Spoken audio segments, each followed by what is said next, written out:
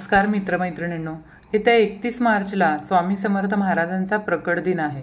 या दिवशी आपण काही सेवा केल्या, काही उपाय केले तर ते अतिशय प्रभावशाली ठरतात। कारण या काळामध्ये दत्ततत्व हे 1000 पटीनं पृथ्वीवर कार्यरत करत असतात। त्यामुळे आपण कोणतीही सेवा करू, मग ते स्वामी चरित्र सारामृताचं पारायण असो, तारक मंत्राची सेवा असो किंवा स्वामी समर्थ मंत्राचा जप असो, भरपूर महिला व पुरुष करतात बघा। प्रत्येकजण प्रत्येकाच्या आवडीनुसार आणि वेळेनुसार सेवा या करत असतात। आता या काळामध्ये जर आपण गुरुचरित्र पारायण केलं तर त्याचं कित्येक पटीनं आपल्याला फायदे हे बघायला मिळतात। या ग्रंथाचं पारायण केल्यानं एखाद्या गंभीर संकटातून बाहेर पडण्याचा मार्ग सापडतो अशी सुद्धा मान्यता आहे। या ग्रंथाच्या वाचनानं कुठल्याही प्रकारचे आधी व्याधी आजार नष्ट होतात। यानं मनुष्य दुःखमुक्त होतो आणि घरामध्ये गुरुचरित्र वाचनाने नकारात्मक वातावरण नाहीच होतं आणि आनंद, चैतन्य व प्रसन्नता निर्माण होते। पितृदोष, वास्तुदोष यावरती उपाय म्हणून गुरुचरित्र पारायण केल्यास प्रभावी अनुभव येतात। विशिष्ट समस्यांवर जसं की लग्न, शिक्षण, करिअर, आरोग्य यामध्ये येत असणाऱ्या अडचणींवर गुरुचरित्र वाचन केल्यास सकारात्मक अनुभव येतो आणि आपल्या कुंडलीतील ग्रह, नक्षत्र, पितृदोष, प्रारब्ध दोष यावर गुरुचरित्र हा एक रामबाण उपाय असल्याचं जाणकार सांगतात। आता प्रत्येकालाच इच्छा असते की गुरुचरित्र पारायण करावं, पण घरामध्ये लहान बाळ असतं किंवा आपल्याला इतरही काही कामांसाठी बाहेर जावं लागतं, ऑफिससाठी असेल किंवा इतर काही कामं असतील, किंवा घरामध्ये असं काही व्यक्ती असतात की ते मांसाहार करत असतात किंवा इतरही काही अडथळे येत असतात। त्यामुळं आपल्याला गुरुचरित्र पारायण करणं शक्य होत नाही। तर आपल्याला या स्वामी महाराजांच्या प्रकट दिनापर्यंत गुरुचरित्र पारायण करणं शक्य नसेल तर आपण गुरुचरित्रामधील एक अध्याय दररोज नित्यनियमाने पठण करायचा आहे की ज्यामुळं आपल्याला स्वामी महाराजांचा, दत्त महाराजांचा आशीर्वाद हा प्राप्त होईल व आपल्या आयुष्यातील दुःख, संकटे, अडचणी, अडथळे नक्कीच दूर होण्यास मदत होईल। तसेच आपल्या ज्या काही इच्छा आहेत, मनोकामना आहेत तर त्या देखील पूर्ण होतील। तर कोणता अध्याय वाचावा, तसंच कोणत्या सेवा कराव्यात, सर्व नियम पाळणं गरजेचं आहे का, याबद्दलची सर्व माहिती आपण आज या व्हिडिओमध्ये जाणून घेणार आहोत। तत्पूर्वी तुम्ही चॅनलमध्ये नवीन असाल तर चॅनलला सबस्क्राईब देखील करा। कमेंट्समध्ये श्री स्वामी समर्थ किंवा श्री गुरुदेव दत्त लिहायला विसरू नका। आता खरं सांगायचं झालं तर सर्वात मोठी स्वामी सेवा म्हणजे दुःखात असणाऱ्याला स्वामी मार्ग दाखवणं। कारण का बघा, कारण त्यानं एकदा स्वामी महाराजांना मांडलं की त्याच्या पुढच्या संपूर्ण आयुष्याची जबाबदारी स्वामी महाराज स्वतः घेतात आणि तो जेव्हा जेव्हा दुःखातून बाहेर पडतो ना, तेव्हा त्याच्याही नकळत त्याचा आत्मा तुम्हाला आशीर्वाद देऊन जातो। त्यामुळं स्वामी मार्ग दाखवणं हे देखील खूप महत्त्वाचं आहे। आता आपण अगदी ग्रंथाचं वाटप देखील करू शकता। मग यामध्ये स्वामी चरित्र सारामृताचा ग्रंथ असेल किंवा गुरुचरित्र पारायणाचा ग्रंथ असेल तर आपण हे जे काही ग्रंथ आहेत अशा व्यक्तीला आपण द्यायचे आहेत की ती व्यक्ती तो संपूर्णपणे वाचेल व त्यामुळे ती व्यक्ती दुःखातून नक्कीच मुक्त होईल। आपण जर त्या व्यक्तीला तो ग्रंथ दिला आणि त्या व्यक्तीने जर तो पूर्णपणे वाचला तरी पण आपल्याला त्याचं फळ हे मिळत असतं। तर ही स्वामी सेवा देखील तुम्ही नक्की करू शकता। आता आपल्याला ही सेवा कधीपासून करायची आहे, तर जेव्हापासून तुम्हाला वेळ मिळेल, अगदी 11 मार्चपासून किंवा 21 मार्चपासून तुम्हाला जेव्हा वेळ मिळेल तेव्हा तुम्ही ही सेवा सुरुवात करू शकता। फक्त दिवसभरामध्ये कधीही पठण केलं तरी पण चालेल। फक्त दुपारी 12 ते 12:30ची जी वेळ आहे त्या वेळेमध्ये आपल्याला ही सेवा करायची नाही, कारण की ती वेळ दत्त महाराजांच्या भिक्षेची वेळ असते।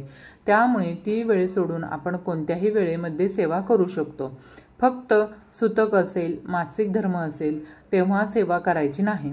तसंच घरामध्ये मांसाहार करत असतील तर मांसाहारसुद्धा वर्ज्य करायचा आहे। आता भरपूर वेळा आपल्या घरामध्ये असे काही व्यक्ती असतात की मांसाहार करत असतात, ते आपलं काहीच ऐकत नाही। तर मग अशा वेळी आपण स्वामी सेवा बंद करायची का, तर आपण स्वामी सेवा बंद करायची नाही, तर आपण घरामध्ये गौमूत्र शिंपडायचं आणि परत सेवेला सुरुवात करायची। कारण की आपण आपल्या पद्धतीने सेवा ही करत राहायची आहे।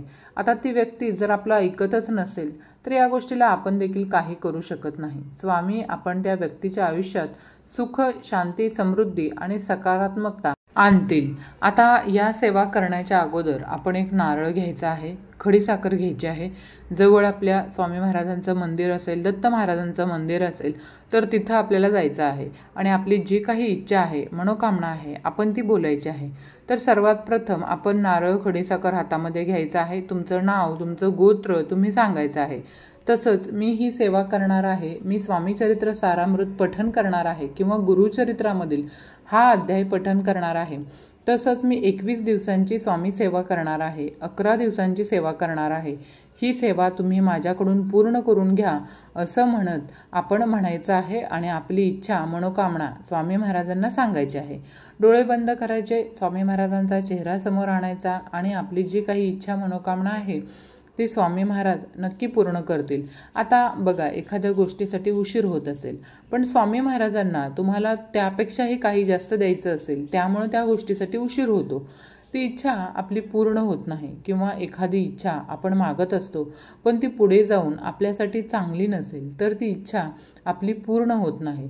तुम्ही जे मागताय ते तुम्हाला नक्की मिळेल, फक्त स्वामी महाराजांवर आपला विश्वास डगमगू द्यायचा नाही। आता आपण या काळामध्ये एक श्लोकी गुरुचरित्र देखील पठन करू शकतो, यामुळे देखील गुरुचरित्र पारायण केल्याचं संपूर्ण फळ आपल्याला मिळतं। तर अत्यंत साधा आणि सोपा असा श्लोक आहे। दत्ताचा अवतार झाला कलियुगी, त्रिफाट पीठापुरी, त्यामागे दुसरा नरसिंह सरस्वती, करंजग्राम अंतरी तीर्थे हिंडत पातला, बिलुवाडीच्या संगमा तेथून मठ गाणगापुरी वसे वारी, दिनांची श्रमा। आता हा श्लोक आपण मोठ्या श्रद्धेने म्हणायचा आहे। आता हा श्लोक म्हणत असताना पहिल्यांदा देवघरामध्ये एक दिवा प्रज्वलित करायचा आणि त्यानंतर आपण या सेवेला सुरुवात करायची आहे।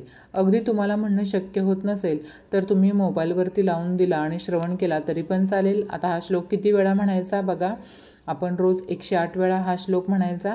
108 वेळा म्हणणं शक्य नसेल तर कमीत कमी रोज 21 वेळा तरी हा श्लोक म्हणायचा आहे। अगदी घरातील लहान मुलं असतील, वृद्ध व्यक्ती असतील, प्रत्येकजण ही सेवा करू शकतो। यामुळे देखील आपल्याला गुरुचरित्र पारायण केल्याचं संपूर्ण फळ मिळत असतं। फक्त मनापासून आणि श्रद्धेने सेवा करा, तुम्हाला स्वामी महाराज कधीच काही कमी पडू देणार नाहीत। आता यानंतर गुरुचरित्रामधील आपण कोणता अध्याय वाचायचा बघा, तर दररोज आपण 9व्या अध्यायाचं पठन करायचं आहे। 9वा अध्याय पठन केल्यामुळं गुरुकृपेने आपली सर्व कामे व्यवस्थितरित्या पार पडत जातात, आपल्या सर्व इच्छा, मनोकामना देखील पूर्ण होत असतात।